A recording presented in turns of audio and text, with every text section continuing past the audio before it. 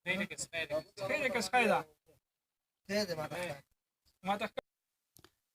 پولیس تانه ناوګۍ په حدود سنگر ډیرې سوره کې نامعلومه کسانو په څاروو تیزاب اچولي چې له وجې شپږ څاروي زخمیان شوي دي. د څاروو مالک کریم محمد وایي چې څاروي مې په غر کې سړېدل چې پرې د سوره کلي سره تعلق لرونکي سیدروب تیزاب واچول. د محکمه لایوسټاک ډاکټرانو په موقع د څاروو معاینه وکړه او ورته یې دوايانې ولیکلې. پولیس تانه ناوګۍ په موقع د څاروو معاینه وکړه او د کریم محمد په وینا یې په سیدروب ریپورټ درج کړو. لاله ستاسو نوم دی؟ زما نوم کریم محمد ده. او دا څاروي ستاسو باندې چا تیزاب اچولي؟ دا په شپږو څاروو باندې. په څومره څاروي دي؟ دا تقریبا د 2.5 کالو 3 کالو خوا شوه دغسې دي. او کله یې؟ دا په پرون نه بله ورځ ده.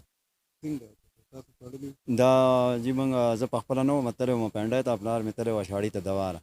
یو مې وراره و د یو کشر ورور مې و دلته دې نه دا څاروي تللي و د دې سیدروب دې پټي ته، او ده دا نور څاروي تښتېدلي دي او په دغه څاروو باندې ده تیزاب واچول.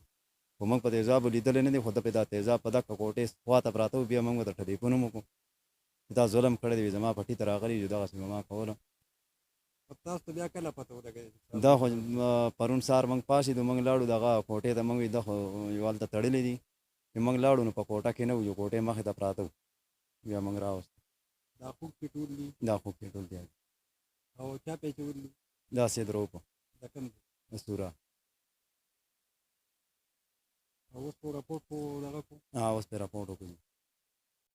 دا داسې چل وکړه نه، دا زمونږ څاروي تللي سیدروب پټي ته، دا چې دې ته تللي دي کله، نو د ماښام کې مونږ ورپسې لړو. بیا یو زوم یو زما وراره مونږ ورپسې کله چې لړو نو دا د څاروو پسې لښته اغوستې وه او شیشې ورسره و ځنګل، مونږ ته پته نه لګېده. او د څاروي موخه واغه دې نه وتښتېده، دا څه چې پاتې شو. نو بیا مونږ هغه ټایم کې ورپسې وګرځېدو، هغه ځای کې خو نه و، مونږ دا دې به دننه کړي غوجل ته. مونږ به سهار ورپسې راځو، سهار لړو، ده په تیزاب اچولي وو، ځای په ځای پراته وو. دا مونږ 2 کسان لیدلی دی. تاسو ته بیا کله پته ولګېده؟ مونږ د سهار له کله په نن سهار کو پرون سهار او پرون بېګا نه بله شپې پې دا اچولي؟ او شپه هلته کړې ده په ځنګلو کې. څو څاروي دي؟ دا شپږ څاروي دي جي. 3 سخی دي پکې، 3 سخي دي.